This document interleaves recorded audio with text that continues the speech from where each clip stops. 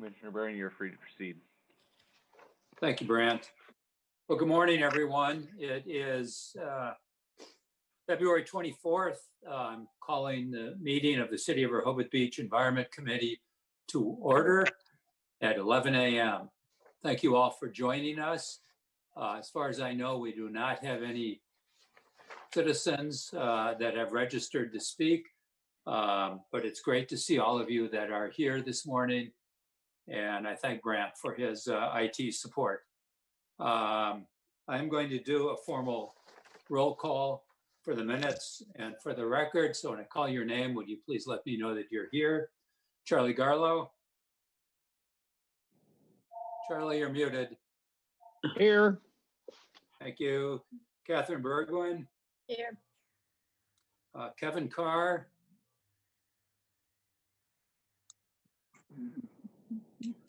Nettie Green. Here. Mary Peck. Here. Stuart Martins. Here. Heather Metz. Here. Janet Taylor Smith. Monique Buckles, the new member, not here. And myself, Dick Byrne, Commissioner and Chair. Thank you all for being here. A couple of comments on committee membership. Janet Taylor Smith indicated that she had a conflict today and would not be with us. She hopes to be with us at the March and April meeting. And then her plan is to move north into the Wilmington area and will then no longer be on our committee after the March and April meeting. So that'll be a loss to us. She's brought a lot. She's a wealth of resources and good information, but that's their choice is to move back closer to their kids right now for some family reasons, and that's totally understandable. Charlie, if I could task you after the meeting today at your convenience, if you could please follow up with Kevin Carr and determine his status and his interest in remaining on the committee. He has missed at least 2 meetings consecutively now. And if he's not able to do this or not interested, then we need to know. Thanks. I'll do that. Okay. And Will do. Very, very quick note. We did reach out to a new member who had applied to be on the committee. Her name is Monique Buckles. Unfortunately for us, right after this, they put their home up for sale. The home sold very, very quickly. And they now think that they will not be purchasing a next home in the city of Rehoboth Beach. Their plan had been to do that. They had hoped this was all going to happen in the last couple of months.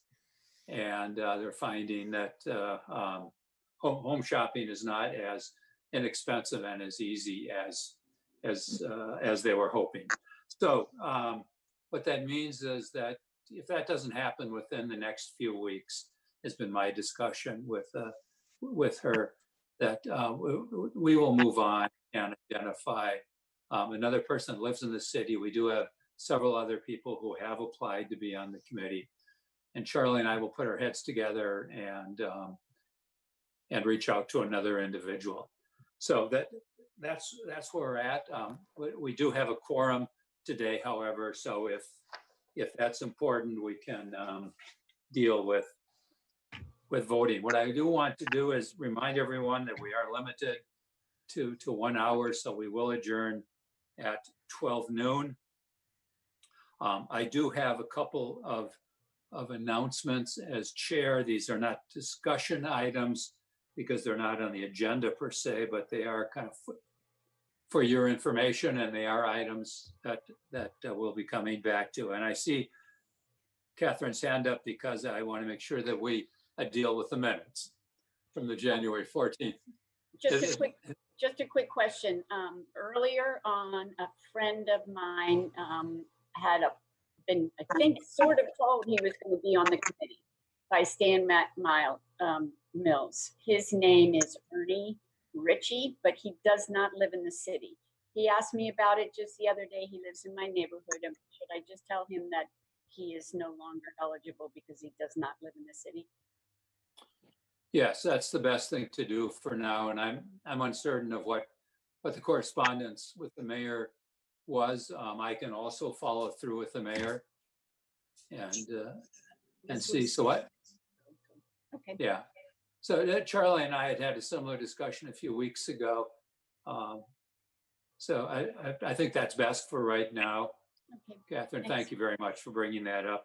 And I'm sorry that I missed the minutes, because Catherine has been wonderful on taking the minutes and getting them out to us early on. So you've all received the minutes, probably a couple of times. And so the minutes from the January 14th, 2021, if I could hear a motion for approval.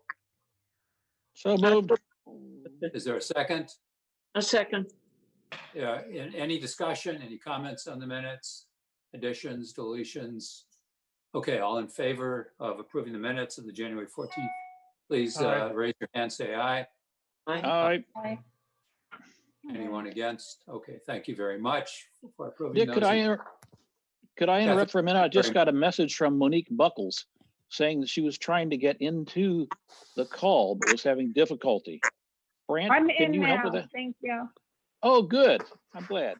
Taken care Okay, of. Monique, welcome. I don't see you on here. If you could get yourself visible to us, that would be wonderful and helpful. I'm not sure how to do that because I'm on the phone. Oh. That could be- Okay, then that's not possible to do on the phone. So we'll just deal with it as it is for right now. Thank you for joining us. I do want to move to a couple of announcements that, like I said, will be up for discussion at future meetings as they get on the agenda. One is that the city of Rehoboth Beach is moving ahead with a streetscape plan for Wilmington and Rehoboth Avenues for the business districts, to include First and Second Avenue as they run between Wilmington and Baltimore. It's been talked about for many years. It is way over needed. And so finally, there's been approval from the mayor and the commissioners to move this process ahead. Some dollars have been approved and allocated by DelDOT to move us into a planning stage. The commissioners and mayor have agreed that a task force of interested city folks will be put together within the next couple of weeks. And I have invited our committee members who are city residents to have the opportunity to apply for that task force. I've encouraged them to do that for a couple of reasons, but primarily because I would like to have a citizen, resident, property owner who is concerned about the environmental aspects, the green infrastructure aspects of streetscape, to be a member of that task force. So I'm hopeful that one of you, at least one of you, will apply to do that. I don't know how competitive it might be for the slots that are designated as resident, citizen, property owner, but there is an application form that's available on the city web. And I invite the three of you to take a close look at that. I've had some communication with yes, all three of you about it last day or two. And so please take a look at that. And then that'll come back to us in the coming weeks and coming months as a discussion item. Secondly, the city is undertaking an analysis and a review of the city tree code. The tree code is out of date. It's difficult to understand. It has resulted in a lot of frustration in recent years, particularly from property owners that have tried to wade through it and make sense of it. And so it is very timely that the city do this. It's based on the work of a committee that worked for a couple of years. The committee's name was Law Oversight Committee. It was a committee that was put together by our former mayor, Paul Coons, under the chairmanship of White Decker. And they spent about 18 months or so reviewing, analyzing, working hard to propose a new tree code for the city. So the commissioners are now taking a look at that tree code. It was just introduced in a special meeting to us yesterday, the process that we will go through in the coming months. The mayor is interested in kind of fast tracking this process and moving it ahead as well as we can. There will be a role, and the reason I'm bringing it up today, because that is part of our natural environment. And so there will be a role for the Environment Committee. We will be tasked, along with a couple of other city committees, to do some review, some kind of formal review as this process goes ahead. I'm not exactly sure of the timeline of that and the form that it'll take, but I'm just giving you a heads up that that will be something for us to do in the coming next couple of months. And I'm hopeful there may be a couple of you that will have kind of keen interest in delving into this once that information is made available. So we will know more in the next couple of weeks in terms of a timeline and the information that'll be available to us. Mary? Yes, a while back, that Law Oversight Committee put out an actual proposed regulation that they wanted. And I think Susan Gay asked me if I would comment because I've been through the process. And so I put the current reg and the proposed reg side by side, and I went through it, and I commented quite extensively. But one of the things that wasn't clear to me reading it all was, are they trying to make it less restrictive or more restrictive, or like what's the purpose? Or are they just trying to make it clearer for more user friendly? And are they still trying to get the one they drafted passed, or is it back to the drawing board again? All good questions. This is not on our agenda today for discussion. Okay. So, Mary, I want to hold all of that, but yes, the Law Oversight Committee proposal will be one of significant resources that will be reviewed in this process. It will not be a matter of just voting that one up or down. It'll be a matter of taking that as a primary resource, looking at a lot of other information as this goes forward, and then developing a proposal. So hold all of that. If you did that work that you're talking about, keep that available and come to bear on what our committee can do going forward. So for right now, this is just a heads up to all of you, and we'll be hearing more about it. So with that, I want to go to old business on the agenda. And the first critical item for us is an update and continued discussion on elimination of single-use plastic products in the city with a focus on plastic straws and determining next steps. So as a result of our January 14th meeting, we did send the very abbreviated proposal that we all agreed to the city commissioners and the mayor for review and discussion. And at the recent February 8th Mayor and Commissioners workshop that was on the agenda for discussion, Stuart was able to join me. I want to give appropriate thanks to Charlie for his helping to draft this and get this into a very abbreviated kind of introductory form for the commissioners to take a look at. And Stuart, with all of that said, thank you for making time to participate in that meeting with me. And I'm going to hand it over to you to kind of give a summary of what happened the February 8th Commissioners Workshop meeting. And then that will help, I think, us as a committee move forward to determine next steps. Okay, thank you, Dick. And thank you, Charlie, for that was because that summary was really, really well done and well received by the commissioners. Interesting comments from the commissioners. Dick printed them out and sent them. They're part of this meeting. So has everybody received those comments from the commissioners?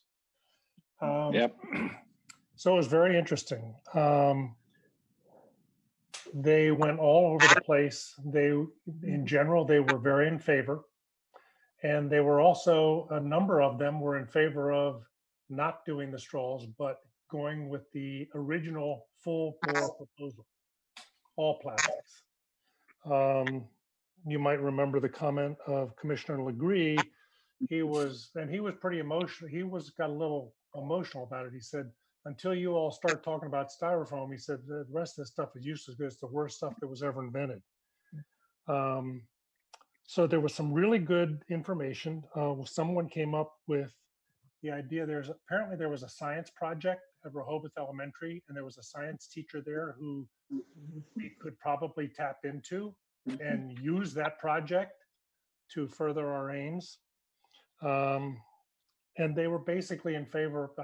I got the impression, and by looking at all the comments, I'm very interested in hearing all of your comments, because a number of you have also said, why do we do just the plastic? So we're trying to get something done. Why do just the straws? Go back to the whole thing. So we were trying to keep the chamber involved in what we were doing. And you saw Carol's comments, and Dick and I have talked with Carol. Emily and Carol have done a really yeoman's job in this. You've seen the survey, the results of the survey. The thing that stands out to me in the survey is there are 119 eateries in Rehoboth Beach. Of the 119, only 72 of them are sit down, 28 are counter service, and 19 are what she labeled ice cream and candy. They surveyed the businesses they could. They only got about a 30% return or less than that on the survey. But the survey even indicated that 30% of them are already starting to use compostable and biodegradable, and some of them are not offering straws unless request. Going back to the commissioners and tying the commissioners' comments in with the survey comments, in with what is our mandate, I come up with the idea that they're right and that you all are right, those of you who have said that we should go full bore. And I think that, the commissioners seem to be on board with this. They definitely want the chamber's input behind this. And so we need to figure out how to do that. So everybody agreed also that education was a key component, and education can start now. In my notes that I've made since all these meetings, if education can start now, or let's say by May 30th, by the beginning of the season, the education, what is the education? I think the education is the placards. And based on what the survey said and what Emily did, saying how many establishments there are, we would need probably a minimum of 1,000 placards to begin. And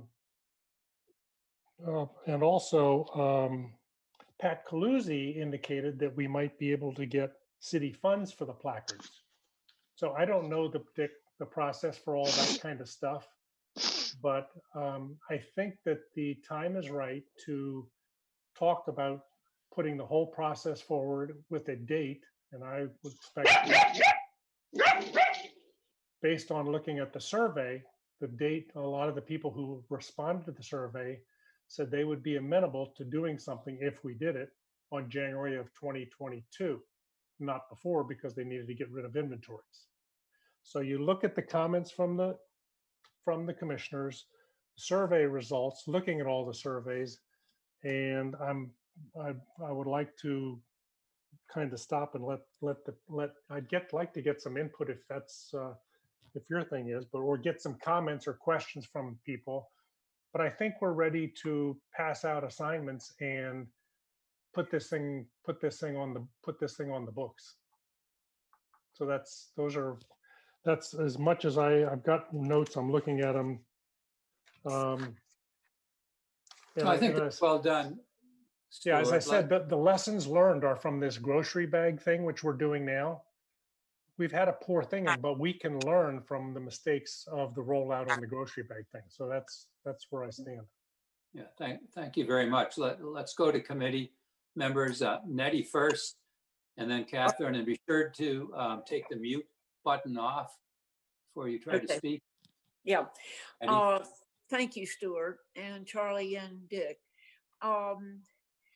My feeling is, why don't we begin with the, since this is acceptable, with the placards, like in June, maybe, but have a little twist of encouragement on the placards, kind of with not just about the straws, but since we all want to reduce our use of disposable plastics, we're now offering straws only on request, and have like offering plastic if that's what they're doing, or paper, and then insist on that with the other things in 2022. I also know the special education teacher because I met this person before I was even on the committee, in front of Giant. And he is the special education teacher who began the whole thing with Rehoboth Elementary. And these kids got in touch with everybody. And I would be glad to reach out to the schools with, maybe an educational thing that they do. Anyway, I was just thinking, push it a little bit, kind of this universal thing that we all want to get rid of. We all want to get rid of disposable plastic, and put that on the placard. And this is a first step, kind of. I mean, not necessarily worded that way, just my opinion. Thanks, Nettie. Yeah, sure. I just want to say I'm all for pushing them through. That's what we think is the right thing to do. But I did have a question on your document for Carol. It says under Chamber of Commerce, work with mayor. Action should be voluntary. What does that mean? Yeah, that's a good question, Catherine. Carol doesn't want to do this as a mandatory thing at this point in time because of the economic status of the restaurants. I think we ought to get clear, and I'm perfectly willing to say this out loud. The reason the restaurants are suffering is because of the occupancy status. It's not because of any of this stuff. We keep saying we're part of it. That's a falsehood. So she wants to do voluntary, and I respect her for that. She is the executive of the chamber, and her job description is she works for the members of the chamber. That's it. The other thing is, she said if we work with MER is of course the association that works with the marine life that washes up on the shore and is hurting. So we could reach out to them and see. She just said reach out to them, but I don't know what that means. So I would be in favor of pursuing that and seeing what, I don't know what goes there, but let's see what goes. Well, I'm a volunteer there, so that's why I was asking. So anyway, just note that, and when we decide what we're going to ask, I'm sure they'll be all for this. Mer might have some of those placards, the tabletop placards, Lonely Whale has them. And Dick, by the way, I sent you one a couple days ago, the sample of the placard. You were going to put it up for everybody to see. Yeah. But Aardvark Straws, the one I sent you the one I sent you was from Aardvark Straws. Yes. So there's a number of groups, and Catherine, I didn't know if Mer does something like that or. Yeah, no, they wouldn't have anything like that. But anyway, I could be that connection. Okay, thank you. Yeah, that would be good. I think it'd be worth going to Mer and ask what their experience in this area is.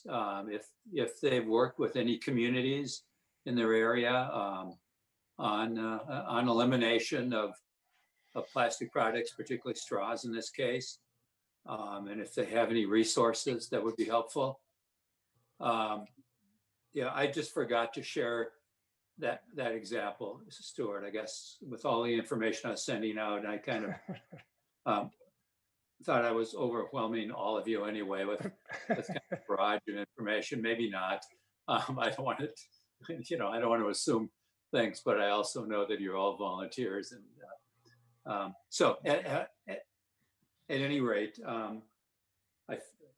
I think we do need to look at examples and then come up with something that makes good sense for the city of Rehoboth Beach. But before we get to that specifically, are there other comments, Heather?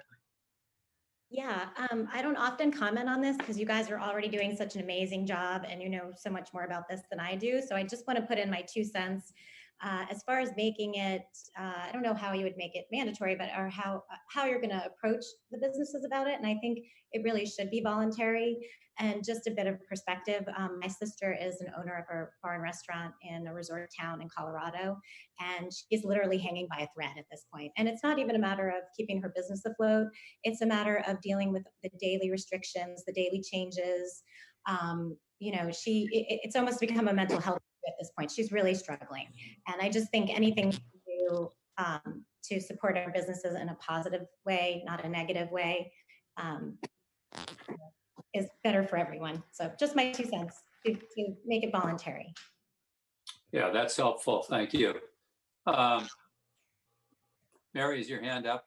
Okay. Yeah, I don't know if this is the time to raise it, but in terms of our ideas that we were talking about for plastic bags, and how the sign that I saw in a business up in Wilmington, that was a small business, that was they're below the square feet to be the plastic bag ban. And we had talked about at one point, we'd spent a long time talking about plastic bags, and we were going to try to get a fee structure because the state law preempts us from actually banning plastic bags. But I saw this sign and I thought, similar to what Stuart's doing with the placards for straws, this is something, a voluntary thing where this business took it on themselves to just put the sign near the cash register saying, the state ban doesn't apply to us. However, why use a plastic bag? And they had a whole, they wrote it themselves, reasons why you shouldn't ask for a plastic bag, and also why they didn't really want to provide paper bags either. I just thought this was a simple and really great thing that this business had done, that, you get to the cash register, it's educational, and you don't have, you'll think twice before you ask for the bag. And so it was just, I don't know whether we could come up with our own signs that we can hand out. You just need one per store to put near the cash register, stating that, requesting customers to not ask for plastic bags. Yeah, good point. I think that sign shared with all of us at one time. Mary, I know you sent it to several of us. It's kind of Yeah. difficult to read, Yeah. the photo you have of it, but Okay, no, I don't think it's not on I don't think it's attached to any of the, for the agenda documents or anything for this public meeting. So, but I did send you a photo I took at the store, but, we don't necessarily need the exact language that this store used, but it was basically, they explained that, why plastic bags are bad, and then they had just a very brief, and then they also had a little explanation about why paper bags. They didn't want to use paper bags either, and it was like, so please bring your own bag. And I can try to get a better photo of that, but in any event, that's the general idea. right. Thank you very much. This- Nettie, Can you're, I ask a question? Oh, sorry. sure. It's fine. I'll just wait till the end. Sorry. Okay.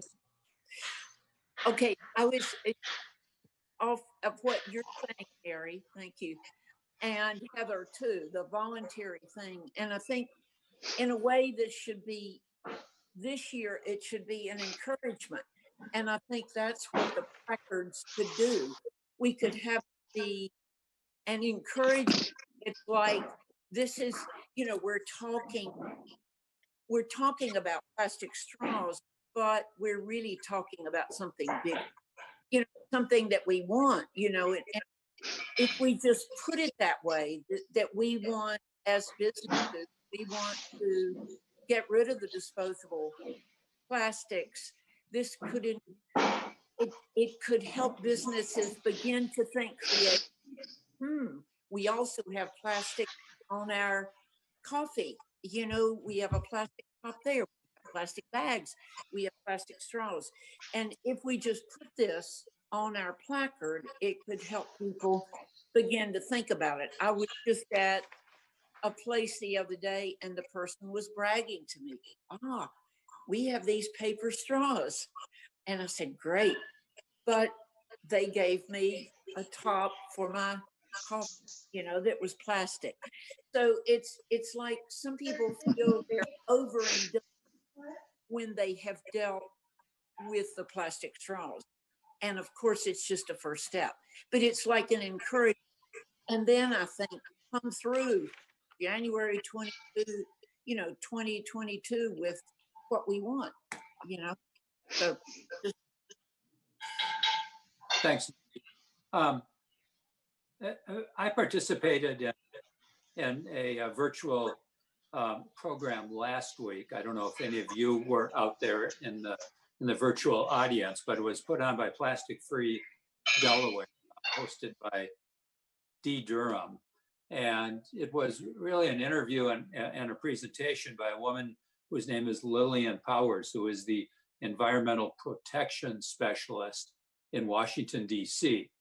And she told the kind of the 5-year-long story of what the city of DC has gone through. Now they have incredible resources to support the elimination of plastic products, but some very key things I think came up in her presentation about what Washington DC has, and particularly kind of lessons learned. I mean, they started 10 years ago, in January of 2010, with a ban on plastic bags. And they went the first year as voluntary, just to see how things would do, to do the kind of education that Stuart's been talking about, and to begin to promote it, begin to kind of gear up for it. And they did a lot of outreach during that year. And then it went into a full ban. Now, they have inspectors and they have, all kinds of a large bureaucracy to support this that, we are not going to have in our small town. But they've accomplished really a lot. And one of the lessons learned, well, a couple, is particularly in the straw area. She said, never 100% ban plastic straws, because there are people with medical issues, disabilities, and through ADA laws that have to have a plastic straw. So you need to make it clear to businesses that they can keep some plastic straws on hand for those folks. And she said that's really critical. Otherwise, you're going to end up in some serious lawsuits. She also said, and this is kind of broadly speaking, give businesses a lot of time, which I think feeds right into what you're all saying, and particularly like Heather used the example of her sister's business, that particularly right now with the economic crunch and these businesses barely hanging on, and then to come at them with something. So give them a lot of time to figure out how to make this work in their situation and how to use up the inventory they have and not to cost them more money. Carol at the chamber has emphasized this as I've talked to Dan Schlegel, who's the executive director of Rehoboth Main Street. He has stated the same thing, that the best way to go at these things is voluntary, with education and support, and let them learn as they're trying things, let it fit into their economy and their budget while things are still as they are during the pandemic. So there are a lot of lessons that can be learned. She also talked in DC and differentiated between compostable and biodegradable straws. She said where you want to get to is the biodegradable straws for anyone that requests a straw, because compostable are only compostable in very specific compostable environments. But if they're put into landfills, they don't compost because they're buried. They don't have access to oxygen and water, et cetera, et cetera. So, the thing to get to, of course, is no straw use, but that is way down the line probably, but certainly the biodegradable material. So that was a really useful discussion that Plastic Free Delaware had. And let me just say that Plastic Free Delaware is moving in the directions that we're moving. They're having to move statewide. They're dealing with the legislature, but they're in the legislature lobbying for these things all the time. They are working at things. And again, they took that first step, and that was to ban plastic bags in the large 5,000 square foot plus retailers across the state. And they're learning from that. But they're pushing, they're trying to move beyond that. So the more the state could do out in front of us, obviously, the better off we are, because they can pave the way. And if it comes through the legislature with the governor's signature, that makes it a lot better. So they are definitely working at these things. Charlie may know much more than I do about it, because I know he's connected with a lot of these folks, with D. Durham and others. But they are doing a lot of good work. So let me try to summarize a little bit where I think we may be, and then you all jump in, because I do want to be cognizant of the clock here, and I want to definitely make time to touch on the Dark Skies initiative and the motion that we all approved last month. So I think it would be worthwhile, Nettie, to reach out to Rehoboth Elementary School and to this teacher who you have a contact with. What a couple of the commissioners brought up, and this was before I was a commissioner, so it probably happened maybe 5 years ago, give or take. It could have been 6 years ago, where one teacher and one classroom came before the commissioners. They were on the agenda, and they did this little program about straws and banning straws and why and what it does to our marine life and our beaches and the plastic in the oceans and all of that information. It was well done, and the commissioners that were around at that time and or in the audience, like I was, were impressed, because whenever children take on something, it's very impressive, and they did it well. They had done their homework. Yeah, it was heartfelt. It was, but it was also intellectual because they had done their homework. They had research. That made an impression on Stan Mills, Pat Calusi, who were both commissioners at that point in time. And so if you could reach out, Nettie, and determine if that's the teacher or if there's another teacher there and if they're doing something, and for some way that, well, you know, we don't have in person, yeah, we could think about it. Is there some way for those children to impact our current commissioners and mayor again in some way? Catherine, if you could reach out to MER and see what their thoughts are, and if they have any resources, experiences to help out. Mary, if you could take a look at that sign, if there's a way to improve it, but send it to me again, and then I'll send it to everyone. And I think that makes good sense. I think it'd be really helpful as we go forward in terms of next steps, and that is to come up with a draft of a table placard that would be for the city of Rehoboth Beach.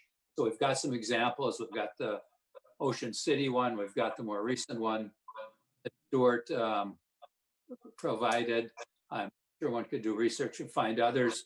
And then can a couple of you work on designing a draft of a table placard, a two-sided one that wouldn't be overly expensive, but that if we could approve one, a draft of one, that then we bring to a commissioners meeting, and perhaps at our March 17th, you could have a good draft for us to look at. And Stuart, if you would take the lead on that, please. And is there someone that would work with Stuart on that? Nettie? Charlie, I don't see you. I don't know where you are, but I know you've been working on this stuff a lot. So maybe if Nettie and Charlie could work with Stuart to design a draft placard that we could look at and, well, get in advance that I could send out to everyone before our March 17th meeting. If we could approve something, we can get on, you know, a late March, early April commissioners meeting as kind of a follow-up to what we did Stuart and I did a few weeks ago, and say we'd like to go forward. We'd like the city to fund these placards, you know, to get an estimate for that. Yes. This is Wendy. Can I just, sorry. So I'm a little, I'm late to the game, and I know that, and I apologize. But I think that what was said earlier was, and I'm sorry I'm not visual, but I have to take my mother to get her COVID vaccine. So, sure. So the timing, so I apologize.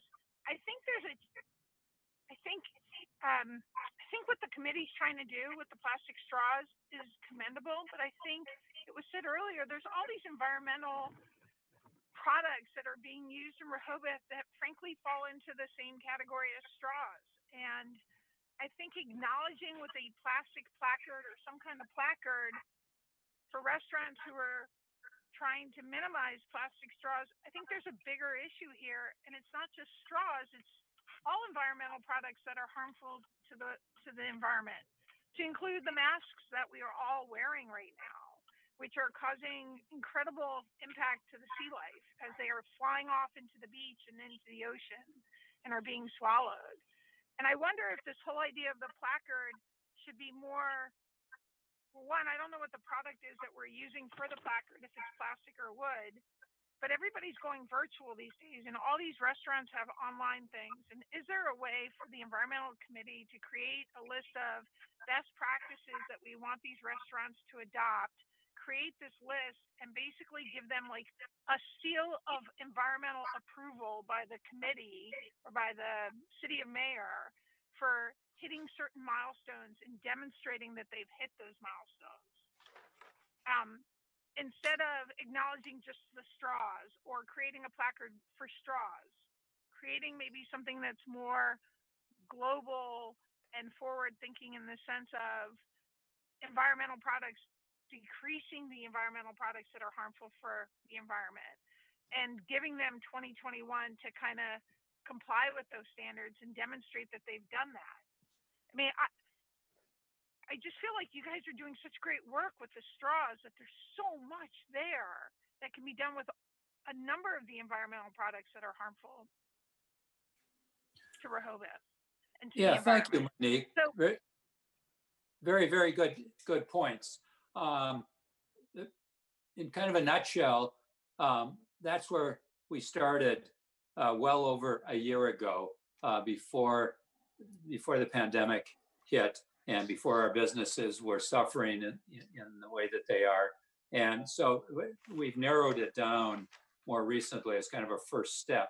But, a placard, one, I think the material of the placard is key. And I would charge our small little committee that's going to look at that to come up with a material that is biodegradable or something. But a placard is two-sided. And certainly one side could deal with our message about straws. The other side could deal with the bigger picture, and some of the things that Monique was just mentioning, and kind of other conversations that we've had. Again, I'm watching the clock.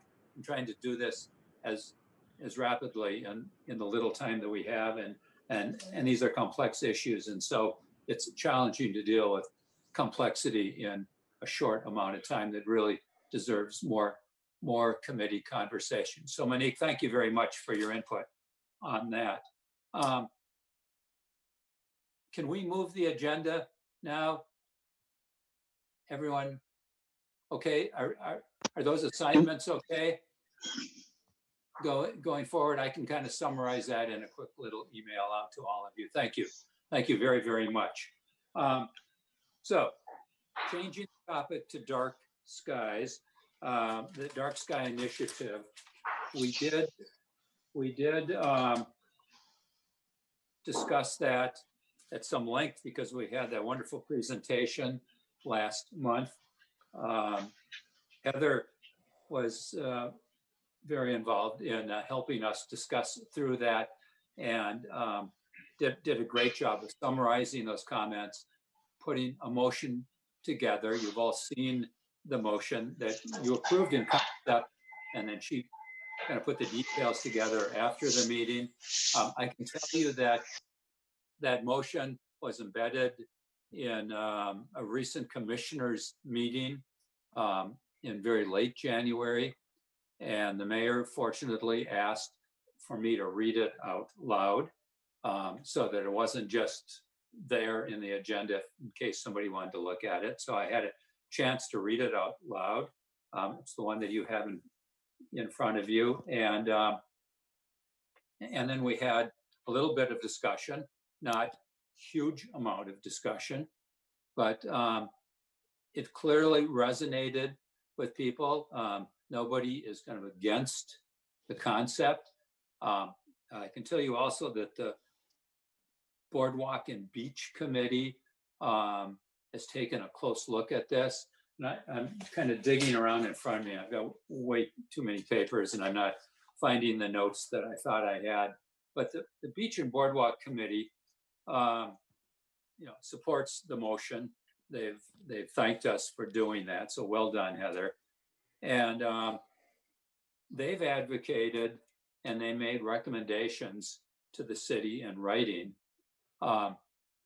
that the city takes a holistic look at that, not only at the boardwalk, but across the city, like our motion did, that they feel that it'd be worthwhile to bring in a lighting specialist in this area to make recommendations, because it goes beyond what most of us have any background in getting any more specific about this.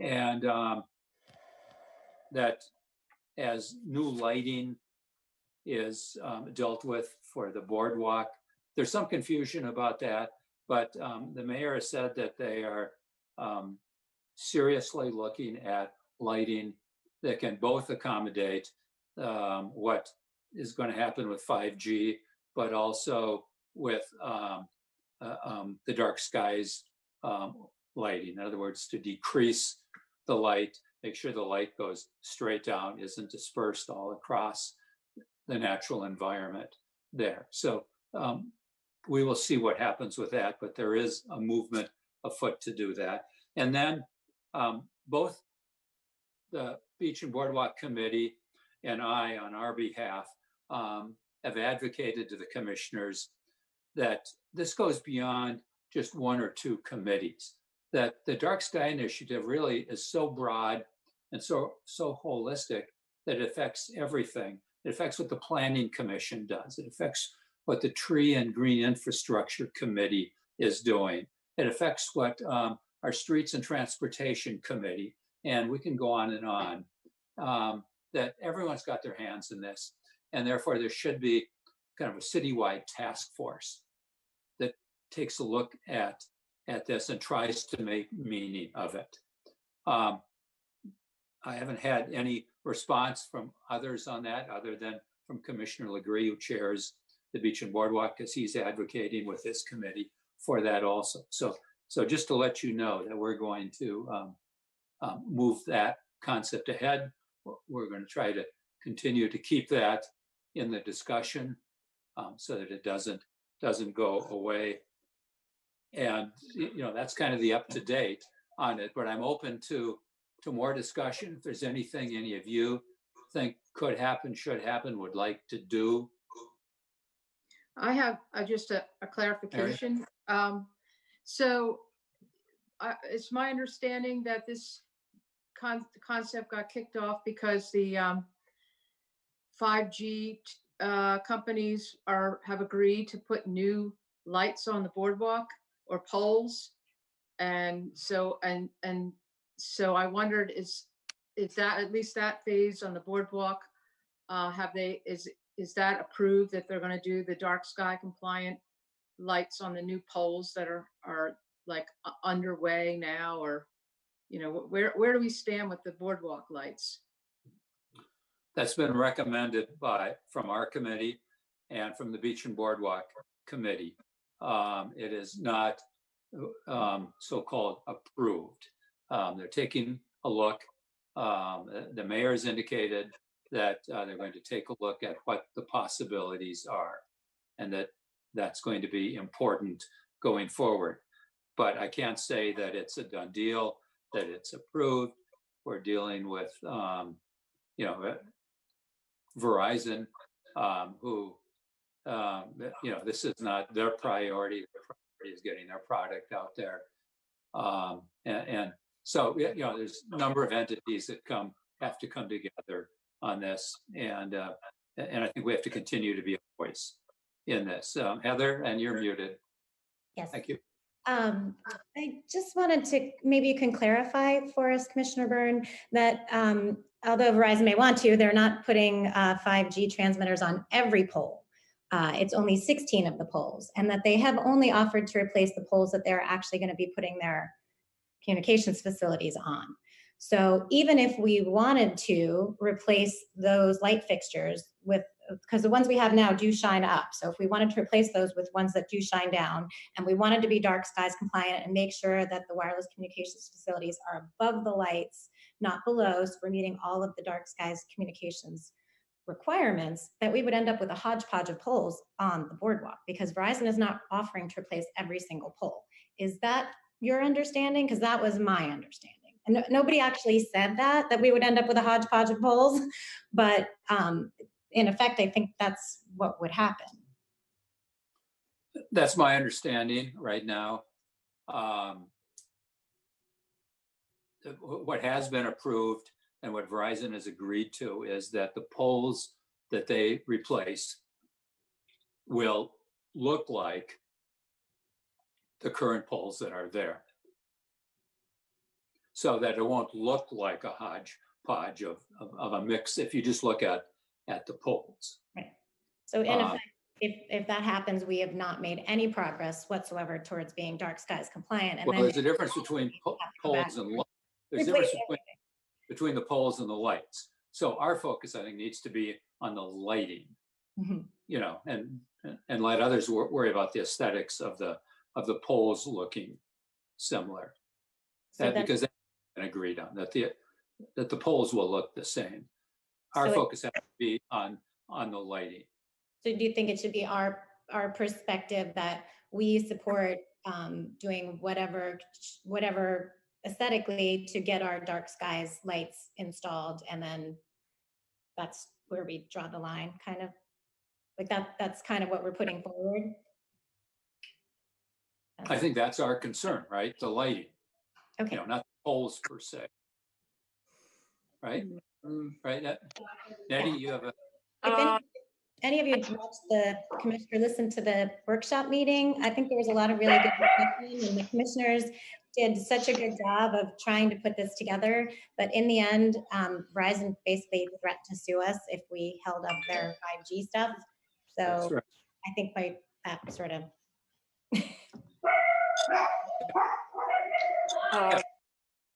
I mean, you're right. That is what happened. I want to take just about one more minute on this because I'm watching the clock, Nettie. I think a hodgepodge would be better than, I mean, poles are expensive, you know, and this was such an opportunity to, you know, I mean, a hodgepodge could show how these poles can, you know, can do. And I just think the commission, I mean, we're not putting it to Verizon like we should, you know, that's just my feeling. Okay. But again, our focus is on the light that Verizon puts on the poles. All right. I mean, we want to go this direction. Is there a specific next step? I mean, I'll continue to advocate and try to keep this on an agenda along with Commissioner Legree from his committee point of view. If any of you want to do something specific, write something specific, put it in like a 30-second something right now, or email me after the meeting and tell me, and we'll move it ahead. First Charlie, and then Heather, and then we're going to have to change the topic. Charlie? I was just going to say, it sounds to me like what we're trying to say is, rather than having a hodgepodge of poles or lights, that we ought to have all the lights on the boardwalk be the same, not a hodgepodge. That is to say, dark sky compliant, whether they're put up there by the 5G people, or if we, the city, have to put up the money to make them 5G compliant along the boardwalk for those places where 5G isn't putting up the lights, only the 16 that they're putting up. Is that what your understanding is, Dick? Yes, I mean, I agree with that. That's what our motion states. And that's what the information from the Beach and Boardwalk and Beach Committee has stated. Yes. Heather? Yes, really quickly, I just want to show support for the general idea of hiring a lighting consultant, because like you said, this encompasses the whole city. It is somewhat technical. There's definitely something to be gained by using a engineering firm that has some experience with this. We could avoid a whole lot of hodgepodging and pitfalls and all kinds of things. So I think a first step would definitely be to hire a lighting consultant. Thank you very much. And thanks for all of you, and kind of quickly talking through again a very complex topic that deserves much more time than we are giving it. But it is 11:59. Please note that in the future we will get to talking about the climate action plan. We do have a wonderful draft of that can lead to some next discussions. Our next meeting is March 17th at 11 a.m. The April meeting is April 14th at 11 a.m. We got knocked off of our other schedule because of some conflicts in City Hall, some trainings that have been set up and contracted for hopefully in May. we can get back to that first Friday of every month. That's right now my agreement with City Hall to be able to do that. But March 17th, April 14th. And with that, I have a few seconds before 12 noon. I want to thank you all for your participation. I apologize we have to do this in such short order. Please, all of you stay healthy, strong, and safe. I encourage our members that live in the city to seriously take a look at the task force and the opportunity to apply for that. And stay in touch. And thank you all for all that you're doing. Okay, bye-bye. Talk to you later. Thank you, Monique, for being with us.